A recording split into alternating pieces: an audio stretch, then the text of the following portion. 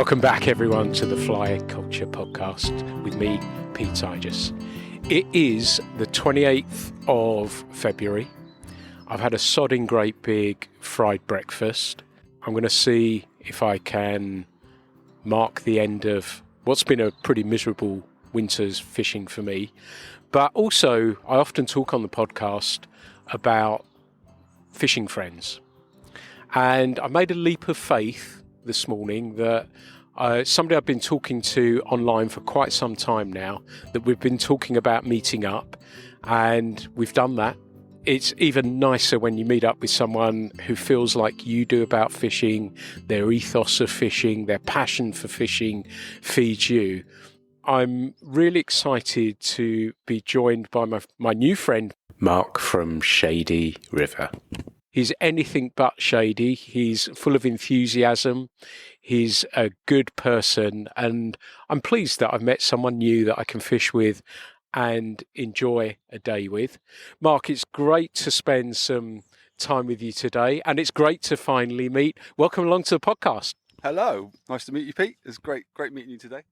And what we're going to do is we're going to sort of chat about Mark's fishing career and fishing generally. And we're going to see if we can find a grayling. As you can probably expect, that after all the rain, the rivers have been pretty huge. But we're fishing a tributary. And it's one of those nice feelings that you'll know this as well, that when you turn up, that you can see a little bit of clarity in the waters, a little bit of push to it at the moment. We're going to see if we can find a fish or two. But more importantly, we're just going to chat about life and some fishing and see how we're getting on. But you're all ready to rock and roll. You're all set up. Is the excitement dial nice and high? Oh, it is, yeah. It's a lovely day. It's a great day to be out here. The tributary we're fishing off of the back of the reservoir, I suppose you'd call it a tailwater. It always holds a nice level. And when it's got a tinge of colour on it, it can produce some nice grayling. There's some nice fish in here. So yeah, I'm looking forward to it. I'm all set to go. Rigged up. And as Mark says, that it's a tailwater. It's not a big river. So I've got my old faithful Witchwood rod that's set at 9.5 foot. I think that's going to be about right. I've got a couple of nymphs on. We're going to see how we get on. Mark's fishing his new Orvis rod and enjoying that. What have you got there? Helios, is it? It's Orvis Helios 9'5" weight finesse.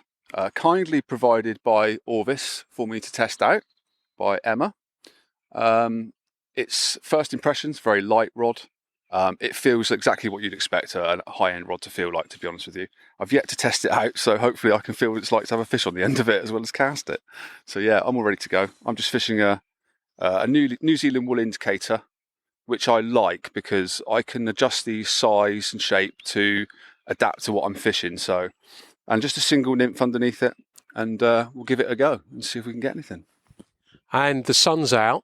It's about 10:15 now. As I said, we had a nice breakfast. We started at 9 o'clock, just talking about fishing, eating, drinking some okay coffee, I think I'd probably describe it as. But that's fine. That's got us going. The sun's out.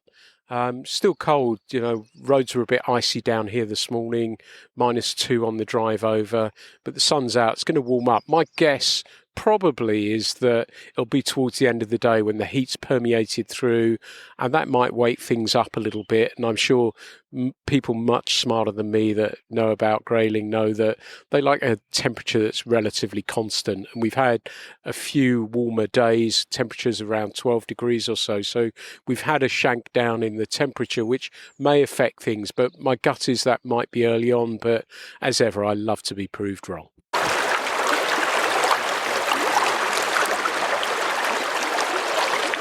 I've missed that noise a lot. I've only managed to get out, I think, twice this winter.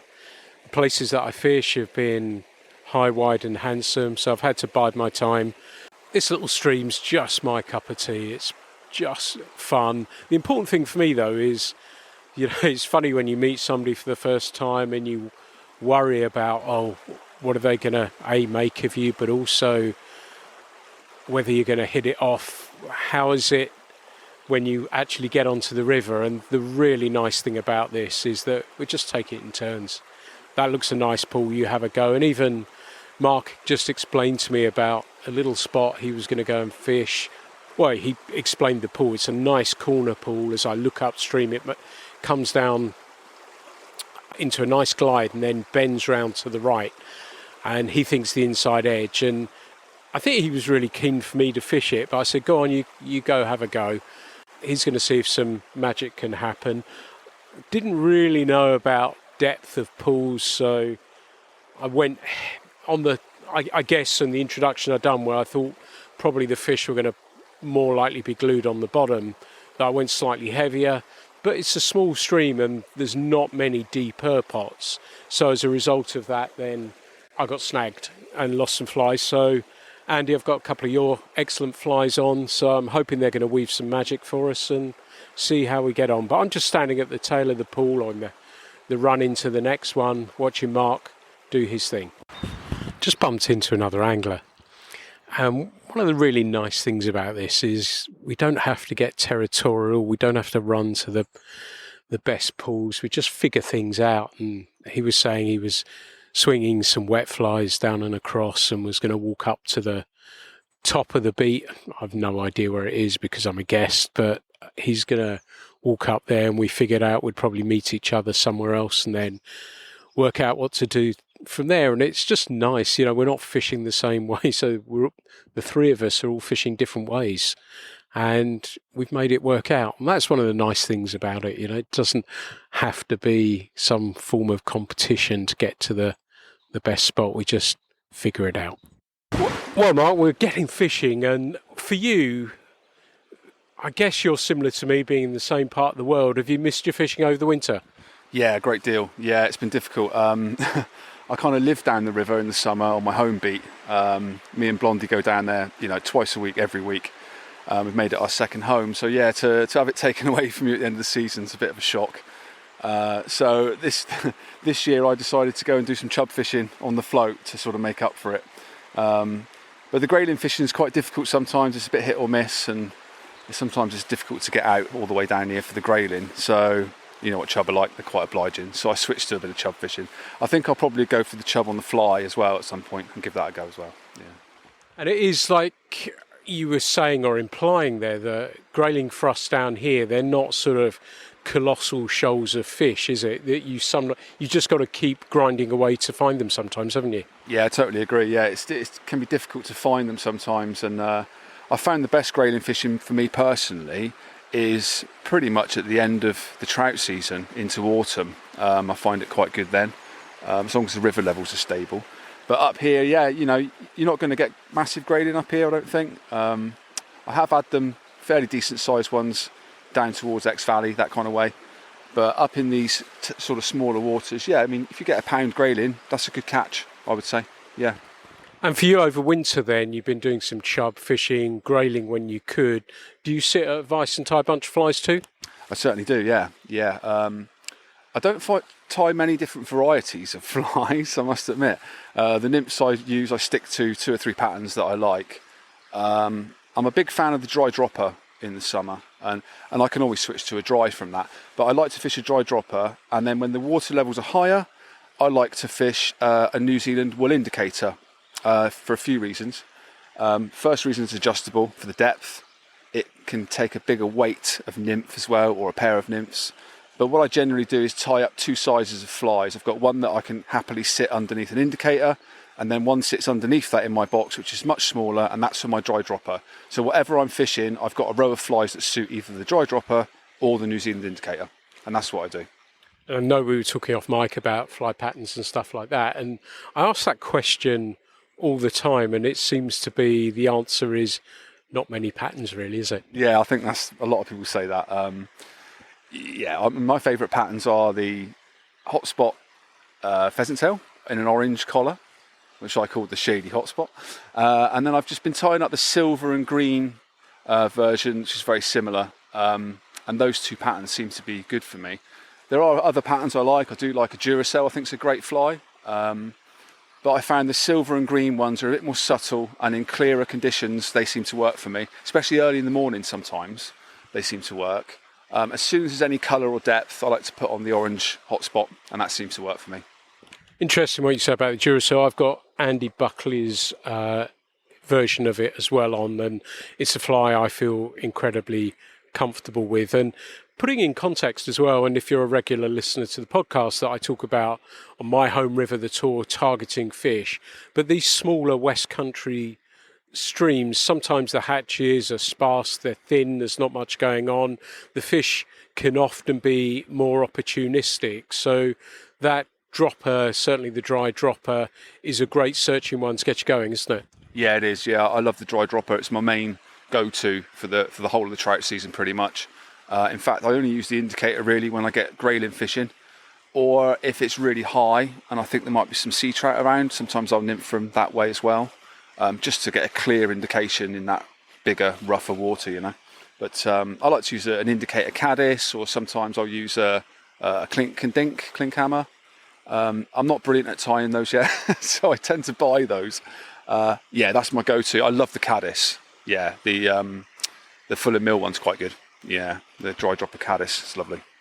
And you touched on sea trout there, and I know over breakfast we were talking about that, and you said how you're getting into sea trout, and I said, well, I kind of like catching them during the day, and it was very pleasing to hear that's how you go about doing it. That's becoming a new passion for you too, isn't it? Yeah, that's my new go-to thing. I want to do that all the time. I love sea trout fishing because I've been trying to get one for so long. I've caught a few accidentally in the past, but this last season just gone by, that was the first season I thought conditions are right, everything's looking good, I'm going to go and target them. And lo and behold, they were there, and there was quite a few of them there. And that was my first real experience of a proper sea trout, especially on a 4-weight. You know, it was such a scrap, and it was just the best buzz I've had on a fly rod by miles. Yeah.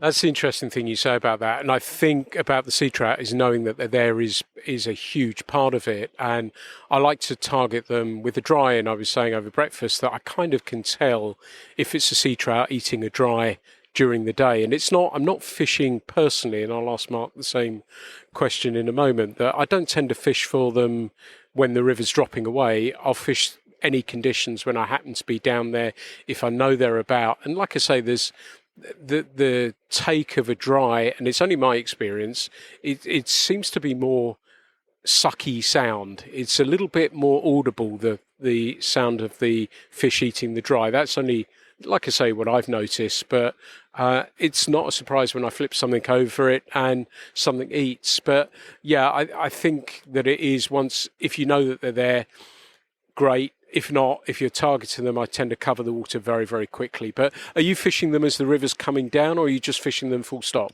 Okay, so really what I've started, well, ever since I started fly fishing, once you've got over all the equipment and what you're using and how you're going about it and actually fishing, the next thing I started looking at was river levels. I've got my app. I'm constantly watching the river, constantly watching the weather, and I constantly watch the tides. So I don't know whether it plays a part in my fishing on my home beat, but I like to coincide big tides with a rising river and then fish it as it's fining down. So I know that there's been plenty of water coming up the river holding it back. The sea trout have got time to come up, they can run, and then as it fines down, on my personal river, I've found that there's a certain exact level that seems to be just right for them to sit in certain places. So yeah, watching that river level was the main thing. Yeah. So on my beat, it's 0.5 is plenty of water to hold them. If that's off the back of a big tide, then that seems to be, I don't know if that's right or not. In my head, it seems to be right. And I think that's part of it, to be brutally honest, that if that gives you the confidence to fish that way, then that's a good enough reason. Like you say, if the river's been up and it's dropping back, they're more likely to run. I always bear in mind that sea trout, they say, move over stones, but definitely what you're doing by what you're saying is putting the odds in your favour.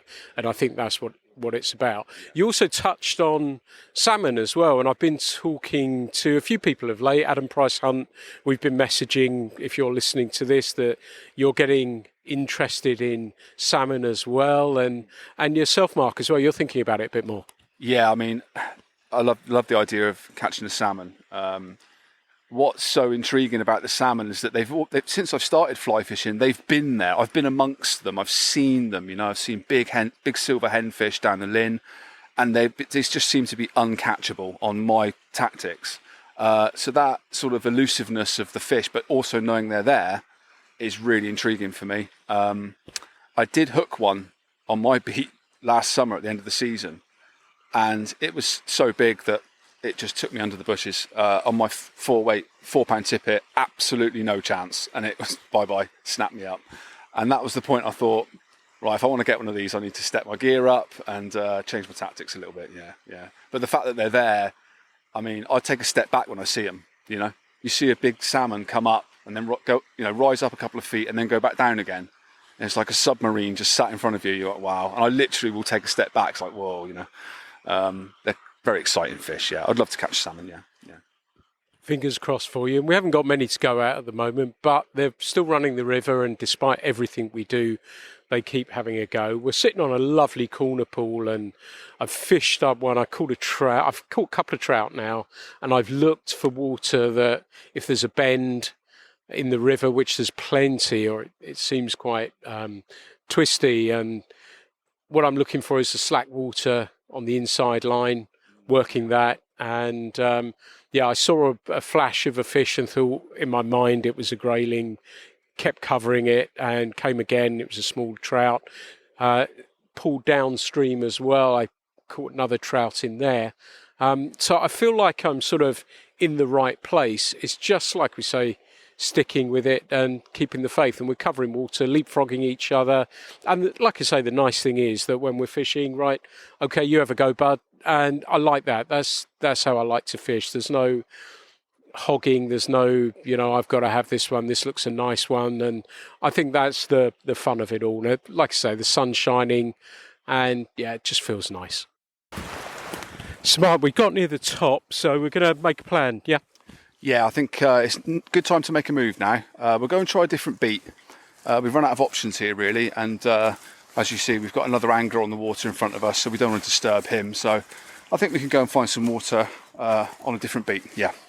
And while we're walking back, I just wondered, it's a question I often like to ask people, and about fly fishing as somebody a little bit younger than me, or a fair bit younger, I would guess, but just wanted to see how somebody like yourself is viewing fly fishing. How's fly fishing looking to you right now? Well, it's looking really good. I mean, as far as accessibility, equipment, and young people being able to take up the sport and the publicity that it's getting, that's all fabulous. I do, however, have some concerns that fly fishing, it's a bit of a selfish comment, really. I don't want it to become like what carp fishing did with carp fishing. In other words, it became so big and so commercial that there was nowhere left to fish, and before you know it, everything's paid for to go in and becomes very expensive. Yeah, a bit selfish, but I don't really want it to get too big because I don't want loads of people down on these little beats you find, and it takes a long time to discover these places and sort of make them your own a little bit. So I guess I feel a sense of ownership on my bit of river. I don't want it disturbed, but at the same time, I don't want to stop people fishing. So, yeah, it's in danger of getting too big, I think. That's my opinion. That's a good diplomatic answer. And I brought this up, it's the reason I asked this question, that I think we have this cry about people coming in, loads of people, we need to bring more people in, but we are a tiny little pastime. And so I don't think we're going to, it doesn't feel to me, and I'm going to call myself an old timer, but as an old timer, it doesn't feel as though we've had an explosion. It doesn't feel as though it's big. I wonder sometimes if social media makes it look probably or possibly a little bigger than it actually is. And that's good that it's being promoted. So I'm really, really happy about that. But yeah, it does make me wonder whether that's happening. I think the want for wild fish seems to be greater, which is wonderful. And as a result of that, I think we'll see conservation come into the argument a little bit more as well. So I think that's probably part of it for me. But yeah, I don't know is the honest answer. My gut would be we're probably the same, possibly a tiny bit down, would be my gut. It might be, like you say, that people are heading to parts of the world here because it's a little bit cheaper to fish, isn't it? It is very cheap to fish down in the southwest. Yeah, there's so much good water around. I suppose it's very easy to get into fly fishing now. Like I say, the accessibility of it is great. Equipment's not too expensive. You can get into fly fishing very cheaply. I just wonder, like you say, about social media, whether it makes it look like it's getting huge and it actually isn't as big as we think it is. But certainly, I hope that anyone getting into the sport, especially the wild river fishing and looking for wild water, doesn't miss the point of it. I.e., it's about being on the river, being with your friends, the fly culture, as you might say, Pete. And that's really important.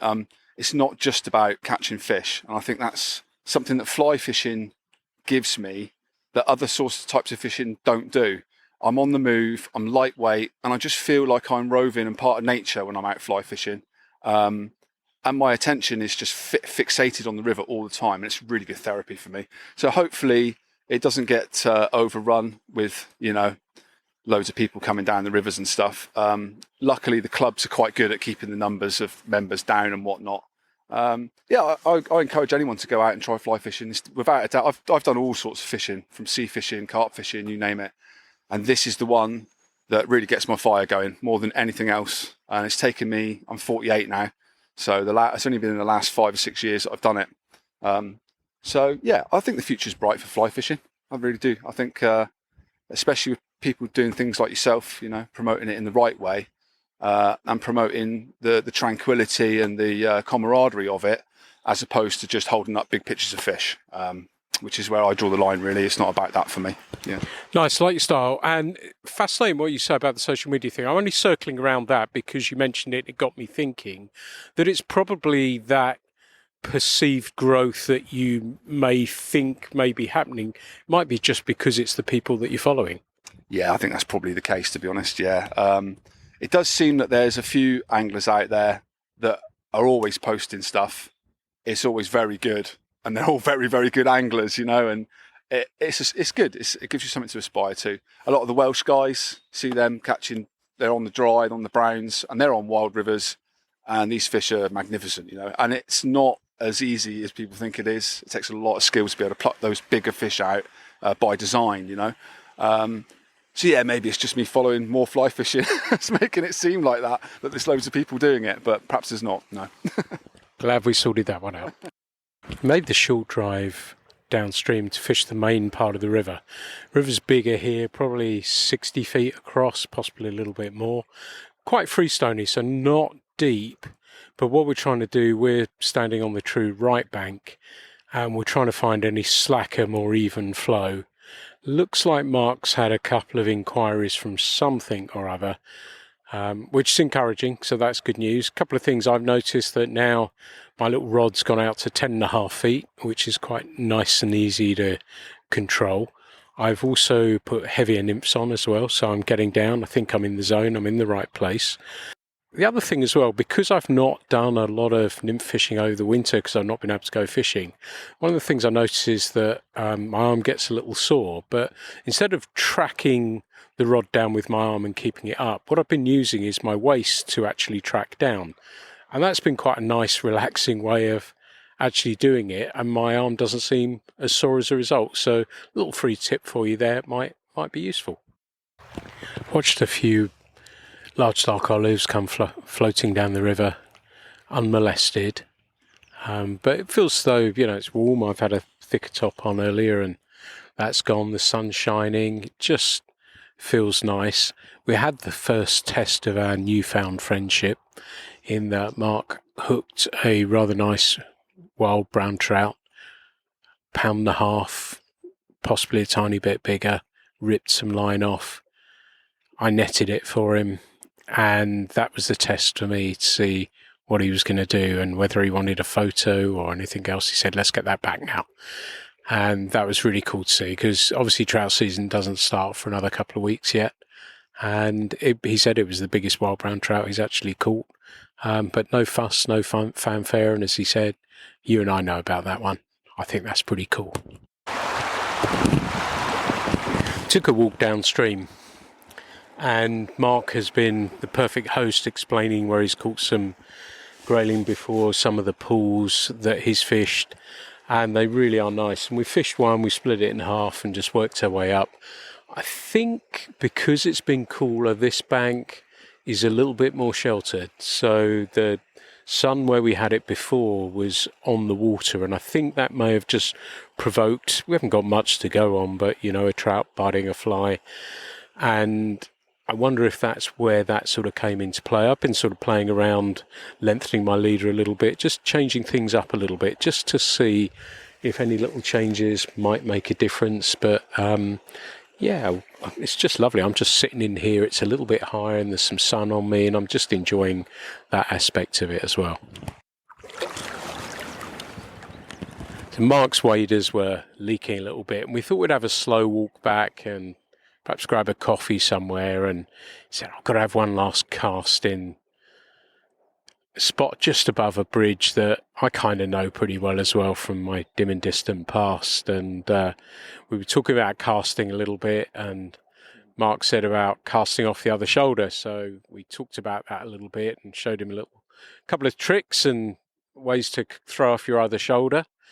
And yeah, something cool happened, didn't it? Something cool did happen, yeah. You were showing me exactly how to do the over-the-shoulder cast, and sure enough, lovely Grayling took the fly and gave me a good little scrap. And that was, that's the highlight of the day, really, isn't it? Yeah, it was brilliant. Yeah, that cast really helped me get around the right angle to get the right drift. And sure enough, indicator went, and bosh, Grayling. Yeah, fantastic. That was a massive result. And we were talking about karma earlier, and I recorded a section where I said about Mark not photographing his fish, no fast thing, just went straight back, and we talked about that a little bit. And it's been a tough day. It's been a beautiful day, but it's been a tough one because of the weather, because of the conditions, the cold weather. It's a beautiful sunny day and the sky is just blue. It's one of those days that makes you just feel happy to be out, and we're lucky to be able to do this. But yeah, I think there was a nice little bit of karma for doing some good stuff too, wasn't there? I think so, yeah. We released that other fish, the karma went our way, like you say. I think earlier on I was just stood in the water, and like you say, it was such a nice day. I was just really happy to be in the sun, and the sound of the water going over my waders is so relaxing. And I was happy with that. And then we've come here and karma's shined on us, and we've got a little Grayling. So I'm really pleased about that. It's been a great day, really good. And the lovely thing about this is that we've been fishing, I've been fishing the Euro setup. I stuffed mine in a tree, actually, and I was thinking, God, the weight of that fly, those flies has disappeared, and that was in it was more of a bush behind me that clearly I hadn't checked. I was just starting to throw it a little bit longer. We went back to the sort of hot spot where, I call it a hot spot, but where Mark caught his trout, and the reason for that, and I may have talked about this earlier, was that the sun was on the water, probably helped bring it up a degree or two, and seeing a few bugs around, so we felt that was possibly the place to be. So we looked at that, but then headed upstream and worked from there. But he's been fishing, as he said at the very beginning, an indicator, and it's nice to have the two methods. And I don't think it is ever, we think now, for me, the interesting thing is, well, it's Grayling time, we've got a Euro nymph, and we don't think perhaps sometimes about just fishing the yarn and a nymph, and it's worked perfectly well. The interesting thing I've watched is his line control and managing to make sure he gets that right drift, so a big upstream mend, which has given him that nice drift, and that's worked there, but doesn't feel a disadvantage. And I fished the two nymphs, so I've been able to get down deeper, stay in contact with my flies, but I've not found anyone home that way. It's a bit shallower here, and we were talking, as I said when we started this segment, that I know it incredibly well, and we were surprised how shallow it was here. And the fish probably wasn't in particularly deep water at all, yet was happy to eat that nymph. So it does work, and, sticking with what you enjoy fishing, that's the important thing, and it's clearly played dividends there. But yeah, you really enjoy that, and it's a way that I would think more so for smaller streams, but it's not in any way, shape or form felt undergun today, is it? No, it's a lovely method to fish. I mean, I like it because it keeps me active on the line control. I feel like I'm casting a rod, which is something I really love to do. The other good thing about it, I think, is it's adjustable in its depth. and using a nice fine wool indicator, it doesn't affect the casting at all. You can hardly feel the indicator on the cast, and it gives me a couple of options. I can cast on a nice upstream, a nice long drift through a pool, or I can high stick it and fish short. I normally only fish one nymph on it as well. It's very anti-tangle. So I just like fishing it. It's nice to cast a line, That's my main reason I like it. That's music to my ears. And also, if you're fishing the duo or dry dropper, whatever you want to call it in these situations, I'm just looking, and the distance between your indicator and nymph is probably, 4 feet, 4 feet.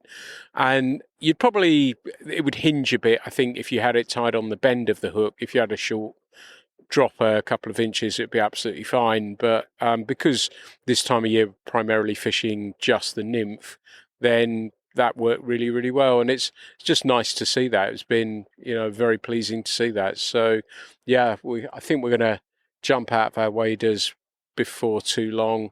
Might have another cast. As I said, it was nice to see him christen his rod on a grayling as well. We might do a few more casts and see what happens. But yeah, it's been a lot of fun today. Mark, it's been great. As I said, I'm always it's strange, isn't it, where you meet online and you never know how it's going to play out. But it's been an absolute pleasure fishing with you today. I've really, really enjoyed it. I like the relaxed thing. We haven't felt under any pressure. I wouldn't have been bothered in the slightest if we didn't touch a grayling, but you've pulled it out the bag for us, which I'm thrilled about. And yeah, it's been absolute fun. It's been really nice to meet you, and it's been great to fish with you today. Yeah, same here, Pete. It's been amazing. Like you say, it is strange when you speak to someone online for a long time and finally you have to meet them and face to face. I was a bit nervous today, if I'm honest with you, meeting you.